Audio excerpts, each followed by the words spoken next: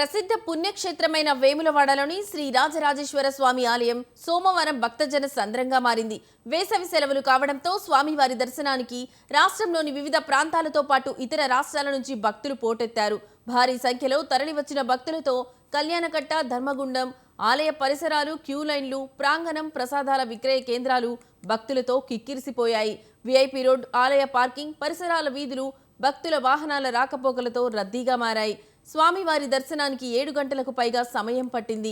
భక్తులు కళ్యాణకట్టలో తలనీలాలు ఇచ్చి పుణ్యస్నానాలు ఆచరించారు. స్వామివారికి ప్రీతిపాత్రమైన కోడె మొక్కులను కుటుంబ సమేతంగా చెల్లించుకున్నారు. దాదాపు 85,000కు పైగా మంది భక్తులు స్వామివారిని దర్శించుకున్నట్లు ఆలయ అధికారులు తెలిపారు.